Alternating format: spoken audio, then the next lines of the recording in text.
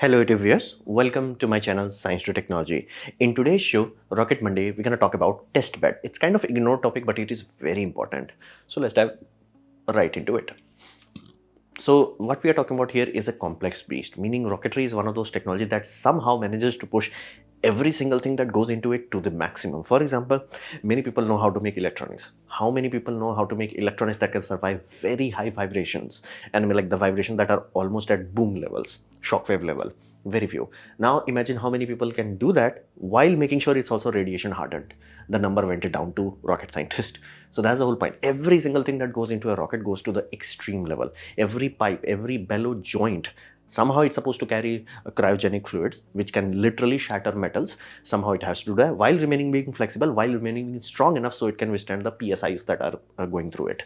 So you get the point. Like everything that goes into a rocket, even a basic nut bolt, goes through the extreme level.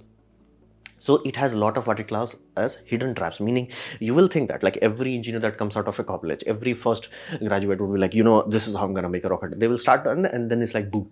Why the heck it happened? Boom. Why the heck it happened? Boom. Hidden traps. It's one of those things that there is no easy way of around it. Like you have to go through those traps. And to make a rocket is easy compared to making a rocket that is cost effective. So you have to analyze what we call multi-vector systems, meaning you can do this. Yeah, this is amazing. But here's the deal. Can you afford it? No. Okay. Dump that. Go into something else. For example, why did Soviet Union's this space shuttle clone backfired? Well, it was dumb because they forgot to copy the main thing. Meaning space shuttle figured out very early on is that rocket engine is the expensive part, obvious. And they are like, okay, we're gonna put 3 awesome GG engines on the space shuttle and we're gonna recover that. Super awesome. Somehow Soviet Union people forgot that part and they put auxiliary engines. Again, it had enough engines to do orbital maneuver, not enough to do any kind of main work. So the main engine one was on the boosters. So meaning they literally made a reusable system that was even less reusable than space shuttle. Space shuttle at least was saving RS-25 engines. This was not.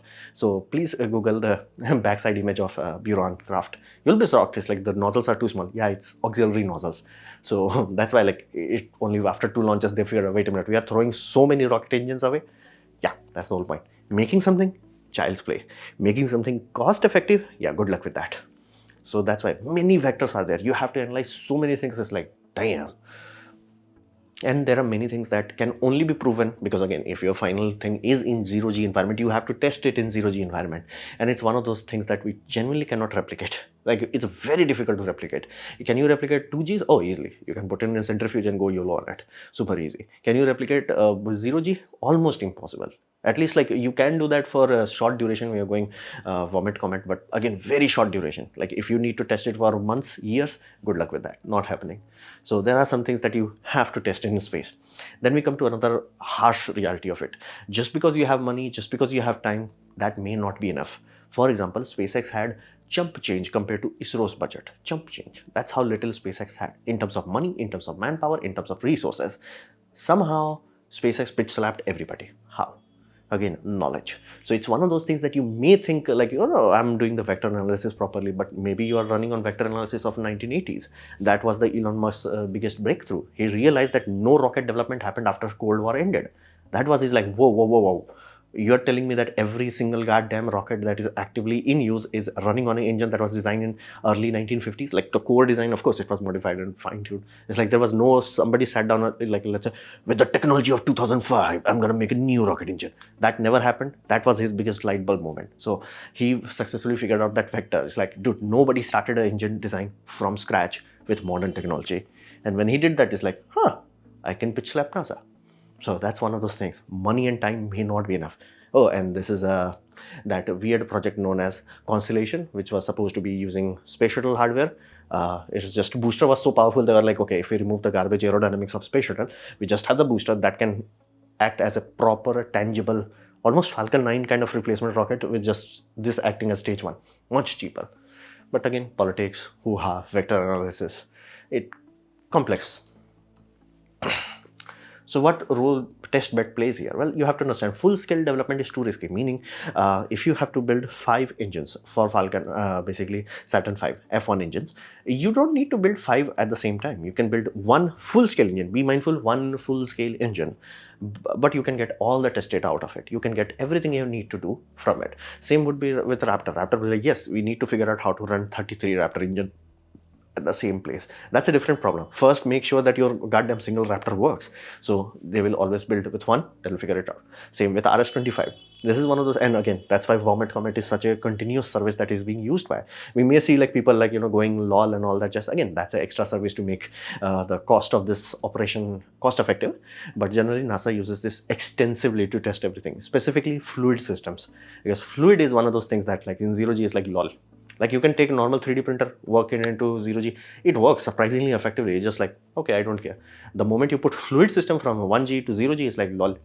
So it's one of those things that you have to do scale tests. Otherwise, there is no way of going around it. And another aspect, many times people rush through it. For example, let's say ISRO got an engine from France, technology transfer and all that. They built a test stand, they finalized it, and then like run with it. They never modified it.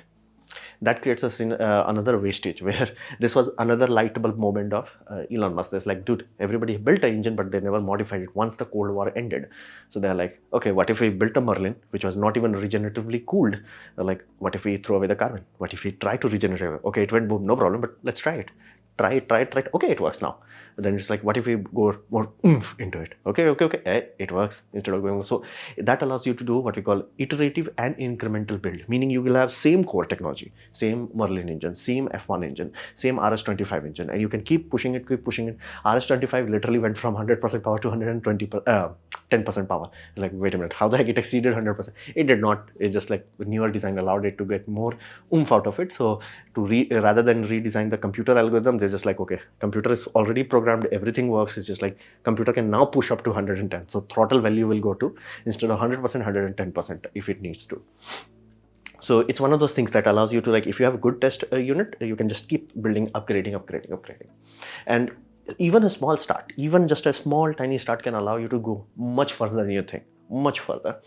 And it's a very good place for core bug fixing. For example, F1 engines, they were idiotically unstable. Even RS-25 biggest problem was that there was no way in hell they could figure out how to start it. So at the end, they were like, just start it, okay, it went boom. Change this variable, it did not went boom. Okay, it went boom after that. Okay, then that's how they plotted the graph. Is like, this is how the fuel valve is, this is how this is. Like, okay, boom, okay, change it, no boom, okay, move forward, okay, it went boom again, change this again. Literally, it was like boom, change, boom, change. I cannot tell you like how many engines they were like poof. Same with F1 also. With F1 engine, they literally put C4 up its ass in order to stabilize it. Interesting story that happens. So scope of the project also becomes apparent in this stage. This is one thing you have to understand. Nobody in the entire planet knows how much a project is gonna cost, specifically as complex as a rocket. When can you actually understand it? Like how much it's gonna cost? That's the test time. When you are actually building a hardware, a full scale hardware, again, you do not need to build 5 of it. You just need to build one full scale. At that point in time, it's like you will figure out everything that you need to know. At that point, you can say, okay, it's going to take 10 million. Okay, you can say it's going to take 1 billion. At that point in time, your budget analysis would be redone. And at that point in time, you'll have accurate description. Everything before and everything after that would be based on this. Before one would be useless. After this would be useful. So testbed is very, very important stage. And you should not design in such a way like your space project is like, I'm just going to rush through it. No. Stay there. Learn from it. Grow from it. So let's look at the amazing testbed that NASA's Papa built. That is North American X-15. Now, it was built by NASA's Papa. That was NACA. And it was built in 1955. Basically, they asked for it. And the contract requirement was hypersonic research aircraft. Yeah. Now, research aircraft simply means we need a rough mock-up. Not a rough mock-up as in like we need something that works. You think it should work because again, research aircraft simply means we don't have all the answers. It's supposed to be a platform where they're supposed to modify things. So it's not going to be like, oh, this is the final design, this is how we're going to build it. It's more like how SpaceX is building their current space booster system. They're just building it, they're figuring out, okay, it does not work, okay, throw it away. Work it, okay, it works, awesome. So that's how research aircraft.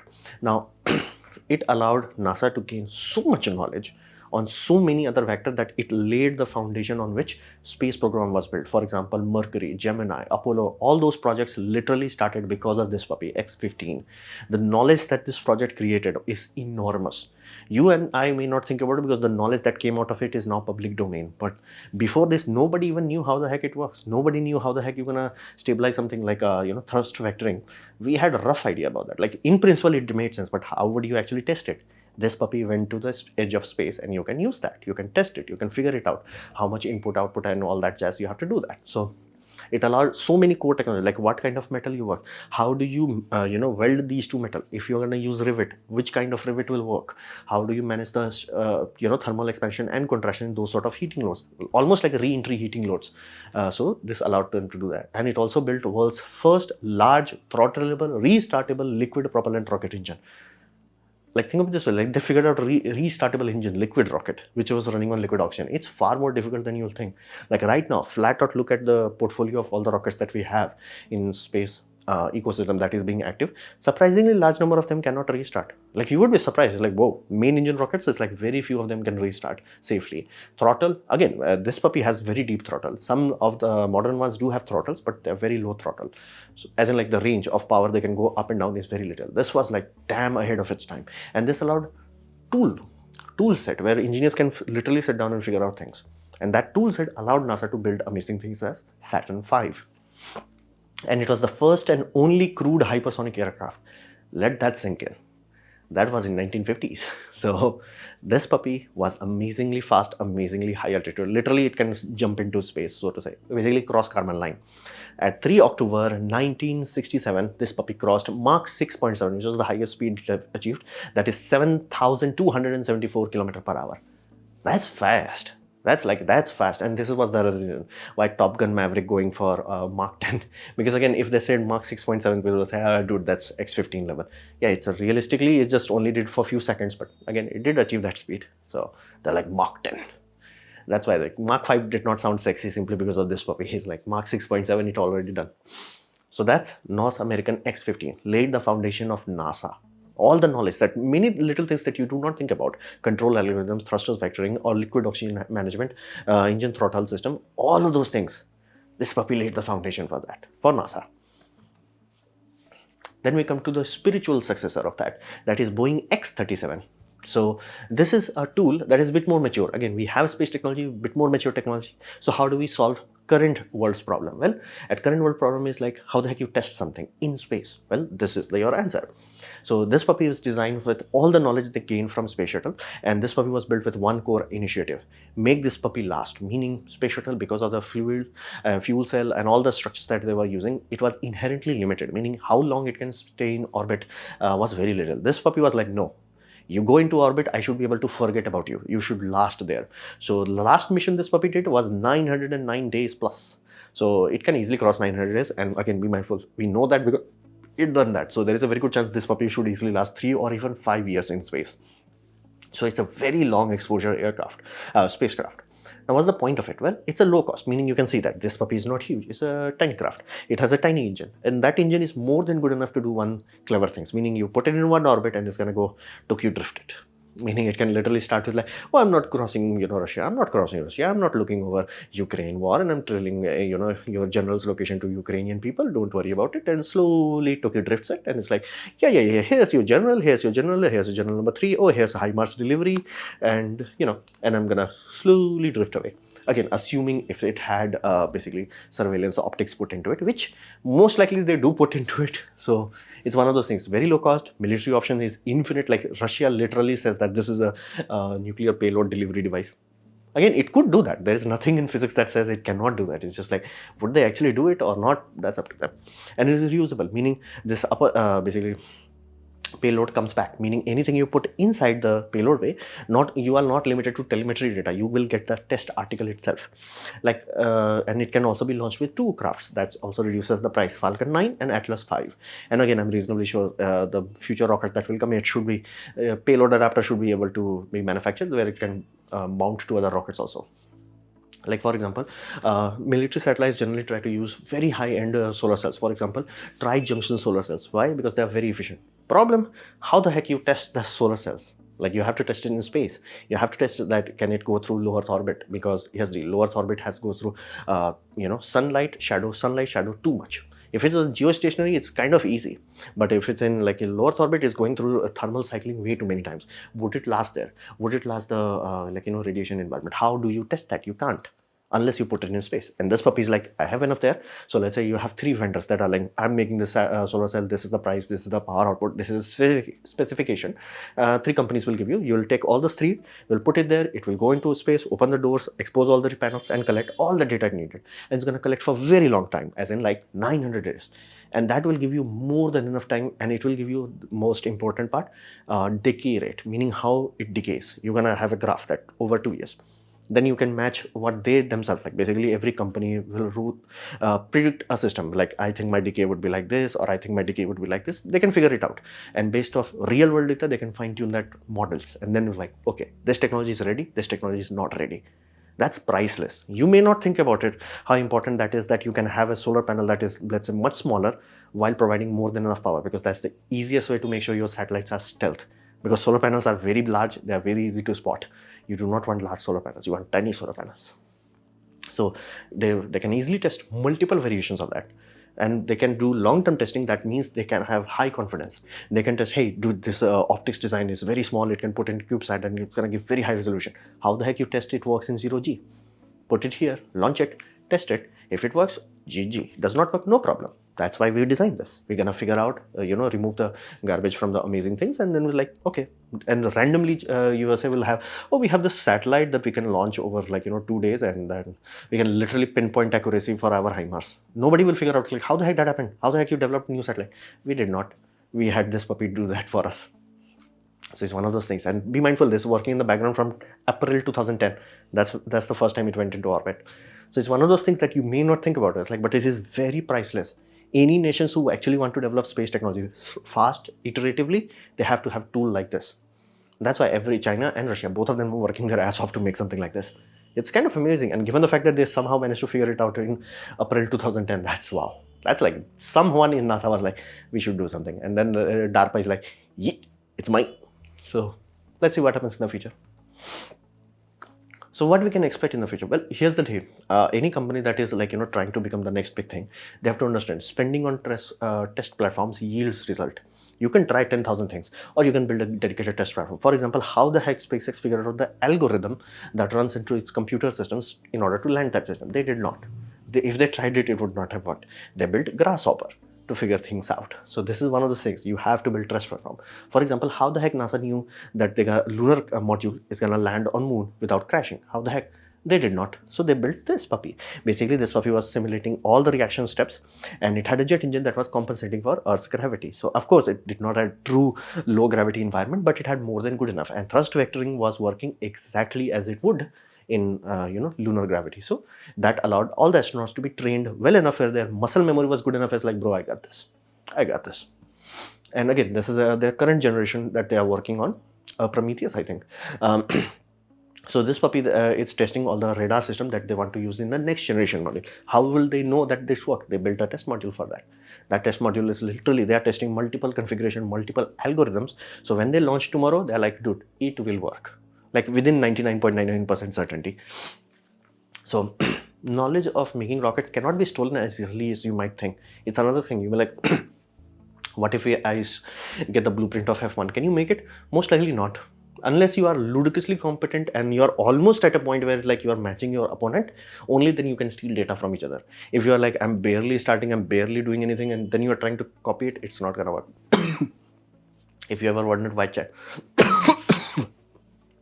ever wondered why China has always failed to make a reusable rocket, that's the whole point. Even if you get the blueprint, even if you can literally extract all the data, like there are some things like injector plates specifically, you can get that and you get some ideas, but there are so many hidden details that even if you get those photos, you may not be able to like, oh, Control-C, Control-V. It's not that easy. So there are many things that are obvious to experienced people, basically people who are working in the industry, and unknowable to amateurs. Amateurs won't even know what questions they are not asking. So it's one of those things that only experienced, organization like NASA knows. And that's why SpaceX figured out that very early on, that do not skimp on testing. That's why they were building small, water tower that flies. They figured it out very early on. It's like, there is no point building the whole system unless we test it on a test article. So better test bed equals better and mature technology. This was the light bulb moment of SpaceX. Like, hey, we have a test bed. What if we keep refining the algorithm? The early days, the algorithm was of the system is like have buffer fuel. After that, they figured it out like we can actually shave it off such a much that it's almost like a suicide burn, whereas like it's running out of fuel and then only it's gonna land. So that allowed them to get a bit more payload capacity. It's one of the things. Just because you have a test bed does not mean you have to stop it. You can keep testing it. You can keep refining it. So it's one of those things that we do not think too much about it, but these are the backbone of the growth of space industry. Without these, we'll not grow. We'll be stuck at 1950s technology. So this was my presentation on basically test bed technologies. Hopefully you have liked it, learned from it. In that case, please click the like button, share it amongst your friends. That will help me a lot. If you didn't like it, didn't enjoy it, I urge you to press dislike, press it twice to show me extra disappointment. Please leave a comment because I do try to reply to all of them. Subscribe, press the bell icon if you're free, and as always, thanks for watching.